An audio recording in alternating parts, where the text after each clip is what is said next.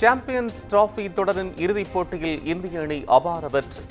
4 wicket வித்தியாசத்தில் New Zealand அணியை வீழ்த்தி அசத்தல்.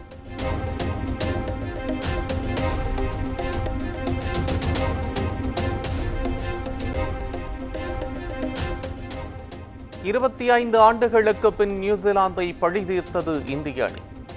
2000ஆம் ஆண்டு சாம்பியன்ஸ் டிராபி இறுதிப் போட்டி தோல்விக்கு தக்க பதிலடி.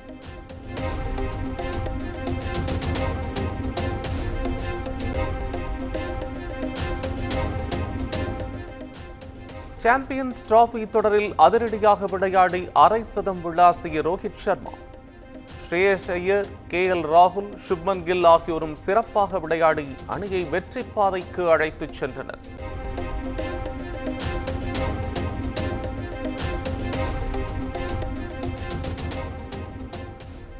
சாம்பியன்ஸ் டிராபி தொடரின் இறுதிப் போட்டியில் இந்திய அணியின் வெற்றிக்கு வித்திட்ட ரோஹித் சர்மாவுக்கு ஆட்ட நாயகன் விருது. நியூசிலாந்து வீரர் ரச்சின் ரவீந்திராவுக்கு தொடர் நாயகன் விருது வழங்கப்பட்டது.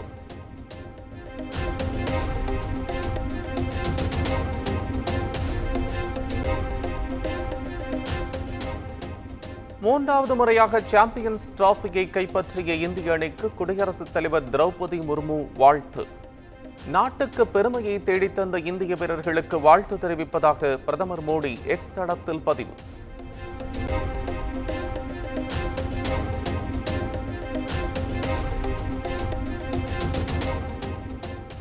சூழலுக்கு ஏற்ப விளையாடி சாம்பியன்ஸ் டிராபியை வென்ற இந்திய அணிக்கு முதலமைச்சர் MK ஸ்டாலின் வாழ்த்து. இந்திய அணியின் வெற்றி பயணம் தொடரட்டும் என எதிர்க்கட்சித் தலைவர் எடப்பாடி பழனிசாமி பாராட்டு.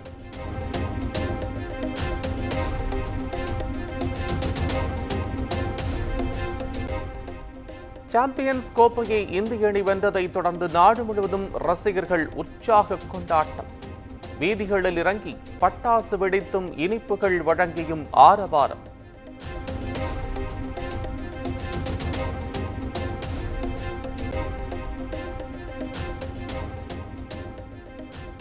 சென்னை மெரினா கடற்கரையில் பெரிய திரையில் இறுதிப் போட்டியை பார்த்து ரசித்த மக்கள் இந்திய அணியின் வெற்றியை ஆரவாரமாக கொண்டாடினர்.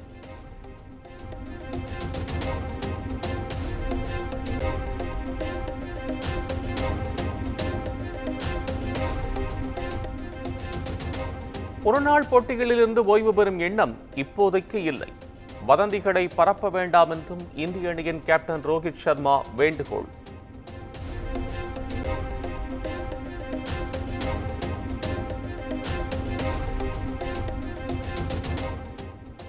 நியூசிலாந்தை வீழ்த்தி சாம்பியன்ஸ் கோப்பையை கைப்பற்றிய இந்திய அணி.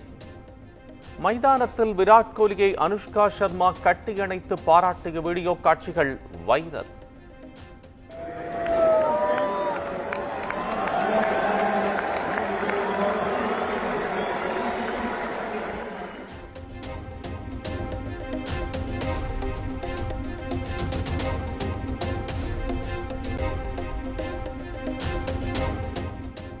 மூன்றாவது முறையாக சாம்பியன்ஸ் டிராபியை கைப்பற்றிய இந்திய அணி. குஜராத்தில் இந்திய வீரர் அக்ஷர் பட்டேல் குடும்பத்தினர் உற்சாக கொண்டாட்டம்.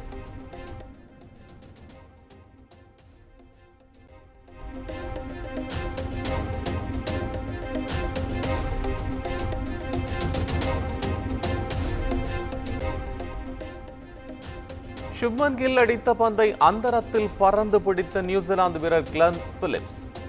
கண்ணிமைக்கும் நேரத்தில் கேட்ச் பிடித்த புகைப்படங்கள் வலைதளங்களில் வைரல்.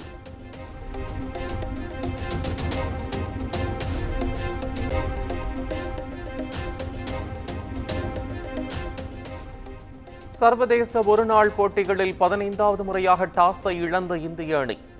தொடர்ந்து அதிக டாஸ்களை இழந்த கேப்டன்களின் பட்டியலில் பிரையன் லாராவை சமன் செய்தார் ரோஹித் சர்மா.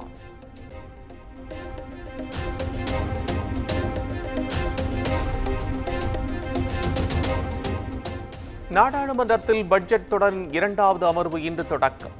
கூட்டத்தொடரில் வக்ஃபு வாரிய மசோதா உள்ளிட்ட மசோதாக்களை நிறைவேற்ற மத்திய அரசு திட்டமிட்டுள்ளதாக தகவல்.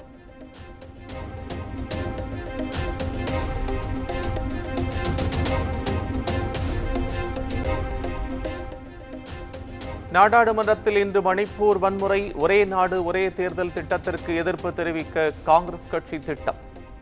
மும்மொழிக் கொள்கை, இந்தி மொழி திணிப்பு, தொகுதி மறுவரையறை உள்ளிட்ட விவகாரங்கள் குறித்து கேள்வி எழுப்ப திமுக உள்ளிட்ட எதிர்க்கட்சிகள் முடிவு.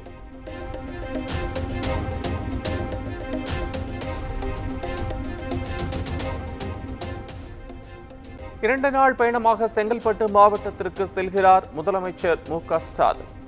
பையனூர் சிப்காட்டில் அமைக்கப்பட்டுள்ள கோத்ரேஜ் ஆலையை இன்று காலை திறந்து வைக்கிறார்.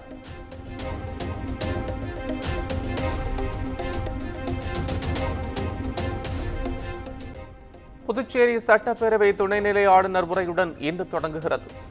வரும் 12ஆம் தேதி பட்ஜெட்டை தாக்கல் செய்கிறார் முதலமைச்சர் ரங்கசாமி.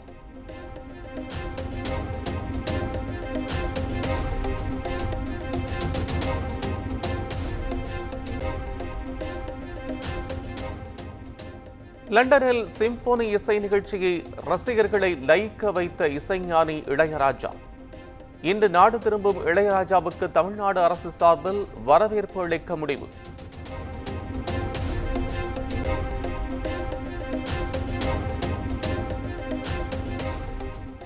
திருவப்பூர் முத்துமாரியம்மன் கோயில் திருவிழாவை ஒட்டி புதுக்கோட்டை மாவட்டத்திற்கு இன்று உள்ளூர் விடுமுறை.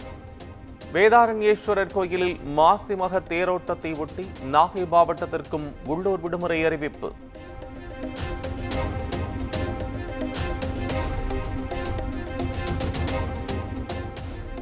தேசிய கல்விக் கொள்கையில் எந்த மொழியும் திணிக்கப்படவில்லை என மகாராஷ்டிர ஆளுநர் சி.பி. ராதாகிருஷ்ணன் பேட்டி.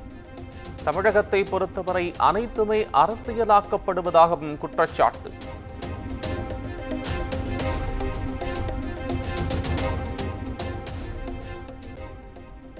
தமிழ்நாட்டில் பெண்களுக்கு பாதுகாப்பு இல்லை என விஜய் கூறிய கருத்து உண்மைதான். இந்த ஆட்சி நீக்கப்பட வேண்டும் என கருத்திற்கு உடன்படுவதாகவும் பாஜக மூத்த தலைவர் தமிழிசை பேட்டி. உண்மைதானே? அதனாலதான் தம்பி விஜய் நேரடியாகவே நேற்று சொல்லி இருக்கிறார்.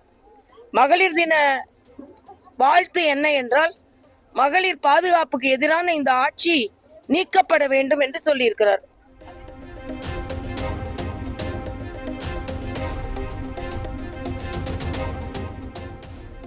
தென்கிழக்கு வங்கக்கடல் பகுதியில் உருவாகியுள்ள வளிமண்டல மேலடுக்கு சுழற்சி கடலோர தமிழகத்தில் ஒரு சில இடங்களிலும் உள் தமிழகத்தில் ஓரிரு இடங்களிலும் இன்று லேசானது முதல் மிதமான மழைக்கு வாய்ப்பு.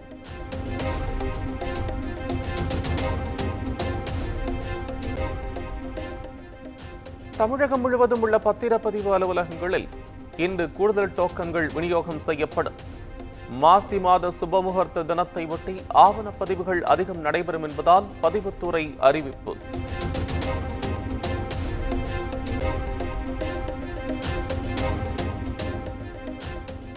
மயிலாடுதுறை அருகே இரட்டை கொலை நடந்த விவகாரம். பெரம்பலூர் காவல் நிலையத்தில் பணியாற்றிய 19 காவலர்கள் கூண்டோடு பணியிட மாற்றம்.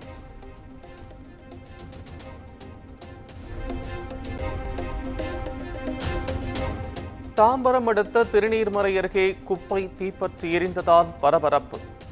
புகை மண்டலம் காரணமாக சுற்றுவட்டார பகுதி மக்கள் கண் எரிச்சல் மற்றும் மூச்சு திணறலால் அவதி.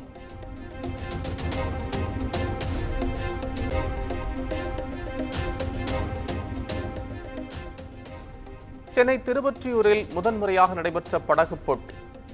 10க்கும் மேற்பட்ட மீனவ கிராம இளைஞர்கள் ஆர்வத்துடன் பங்கேற்பு.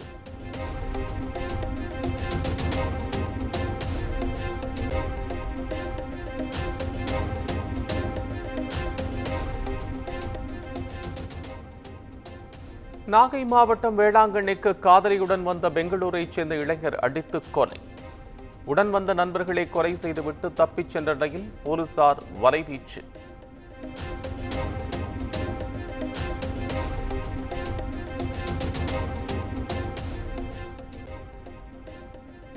கேரள மாநிலம் இடுக்கி அருகே அடர்ந்த வனப்பகுதியில் அரசு பேருந்தை வழிமறித்த யானை. 1 மணி நேரத்திற்கு மேலாக வழிவிடாமல் நின்ற யானையால் பொதுமக்கள் அவதி.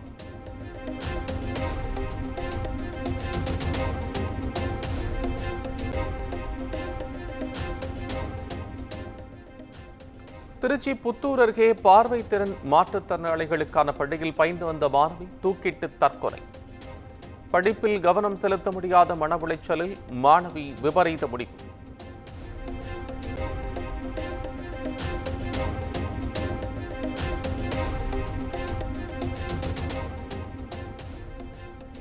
சேலம் மாவட்டம் ஆத்தூர் அருகே தேசிய நெடுஞ்சாலையில் சுற்றுலா வேன் கவிழ்ந்து விபத்து. பெண்கள், குழந்தைகள் உட்பட 20க்கும் மேற்பட்டோர் காயம்.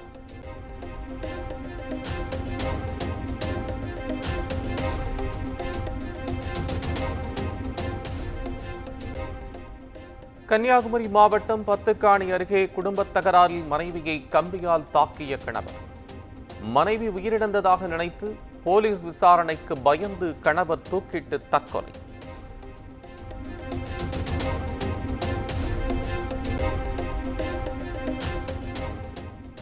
தூத்துக்குடி மாவட்டம் சாத்தான்குளம் அருகே கோயில் உண்டியலை உடைத்து கொள்ளை முயற்சி.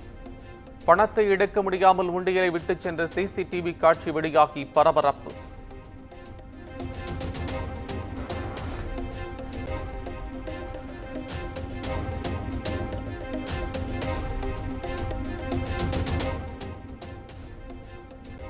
திருச்சி ஸ்ரீரங்கத்தில் ரங்கநாத சுவாமி கோயிலில் வெகு விமரிசையாக நடைபெற்ற மாசி தெப்பத் திருவிழா. பல்லக்கில் வருகை தங்க ரங்கநாத சுவாமியை ஆயிரக்கணக்கான பக்தர்கள் தரிசனம் செய்து வழிபாடு.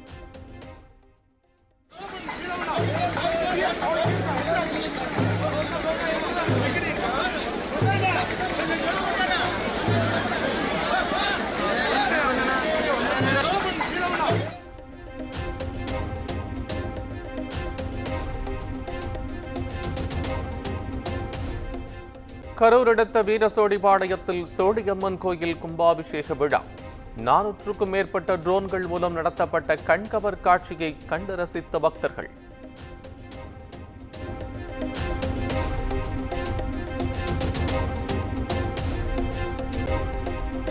தெலங்கானாவில் சுரங்க விபத்தில் சிக்கிய 8 தொழிலாளர்களில் ஒருவரின் உடல் மீட்பு. குர்பிரீத் சிங்கின் குடும்பத்திற்கு 25 லட்சம் ரூபாய் இழப்பீடு வழங்கப்படும் என அம்மாநில முதலமைச்சர் ரேவந்த் ரெட்டி அறிவிப்பு.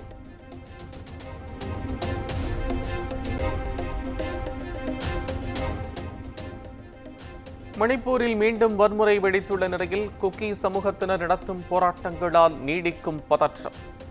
பதற்றம் நிறைந்த பகுதிகளில் பாதுகாப்பு படையினர் குவிப்பு.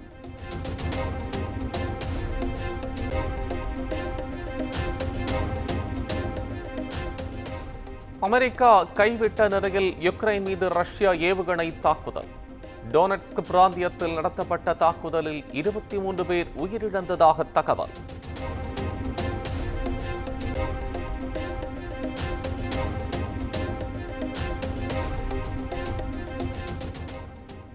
நெல்சன் இயக்கத்தில் ரஜினிகாந்த் நடிப்பில் உருவாகும் ஜெயிலர் 2 திரைப்படம். படத்தின் முதற்கட்ட படப்பிடிப்பு சென்னையில் இன்று தொடங்குவதாக படக்குழு அதிகாரப்பூர்வ அறிவிப்பு. குமுதம் மற்றும் தமிழ்நாடு மின்சார வாரியம் இணைந்து வழங்கும் சிக்கனமும் பாதுகாப்பும் யூஸ்ஃபுல் டிப்ஸ். மின் நுகர்வோர் சேவை மையம். மின் கட்டணம் தொடர்பான சந்தேகங்கள், இலவச மின் இணைப்பு குறித்த தகவல்கள், பழுதடைந்த மின் கம்பங்கள் அல்லது பில்லர் பாக்ஸ் குறித்த தகவல் தர, மின் இணைப்பு பெயர் மாற்றம் குறித்த சந்தேகம், இவை அனைத்திற்கும் 9497 94987 என்ற எண்ணை தொடர்பு கொள்ளவும்.